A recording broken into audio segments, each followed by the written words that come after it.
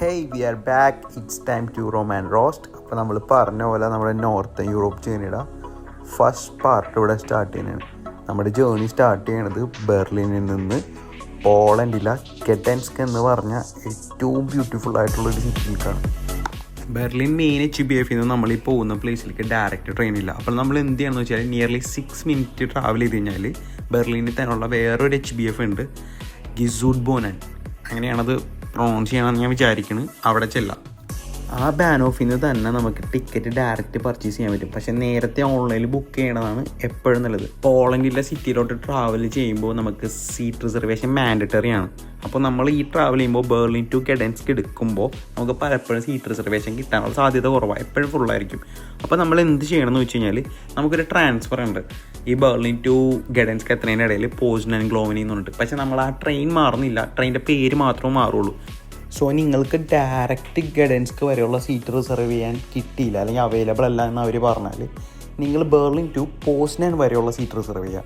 പോസ്നൻ മുതൽ ഗെഡൻസ്ക് വരെ നമുക്ക് സീറ്റ് റിസർവേഷൻ മാൻഡറ്ററി അല്ല.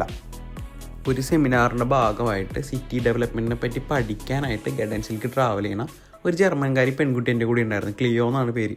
ക്ലിയോ ആണ് എനിക്ക് അവിടെ എത്തണ വരെയുള്ള എല്ലാ ഹിസ്റ്ററിയും എക്സ്പ്ലെയിൻ ചെയ്ത് തരുന്നത്.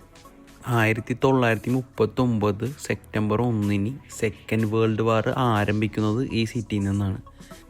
അക്കാലത്ത് നാസി കൺട്രോൾഡ് യൂറോപ്പിൽ നിന്ന് റെസ്ക്യൂ ചെയ്യപ്പെട്ട ജൂയിഷ് കുട്ടികളുടെ ഓർമ്മയ്ക്കായിട്ടുള്ള സ്റ്റാച്യൂസ് നമുക്ക് റെയിൽവേ സ്റ്റേഷൻ്റെ പുറത്ത് തന്നെ കാണാൻ പറ്റും.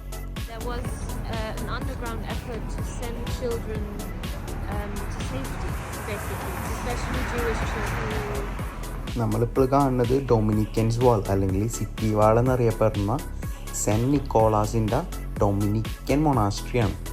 AD 997 ഈ സിറ്റിയുടെ വളർച്ച ആരംഭിക്കുന്നത്.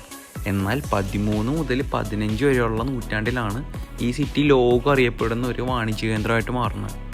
ഗെഡൻസ്കിലെ ആർക്കിടെക്ചർ ബ്യൂട്ടി എടുത്ത് പറയേണ്ട കാര്യമാണ്. പക്ഷെ നമ്മളിപ്പോൾ കാണുന്ന ബിൽഡിങ്ങുകളെല്ലാം 5-6 സെഞ്ച്വറീസ് പഴക്കമുള്ളതായിട്ട് നമുക്ക് ഫീൽ ചെയ്യുമെങ്കിലും ഇതിൻ്റെ 90% ബിൽഡിങ്ങുകളും സെക്കൻഡ് വേൾഡ് വാറിൽ തകർന്നു പോയി.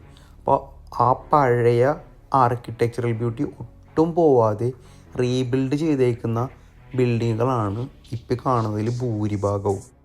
സമയത്തിൻ്റെ പരിമിതി ഉള്ളതുകൊണ്ട് നമ്മൾ വീഡിയോയുടെ അവസാനിപ്പിക്കുകയാണ്. അപ്പോൾ ഇതിൻ്റെ കണ്ടിന്യൂഷൻ നമുക്ക് നെക്സ്റ്റ് വീഡിയോയിൽ കാണാം. അപ്പോൾ keep roaming, keep roasting. See you next time. By.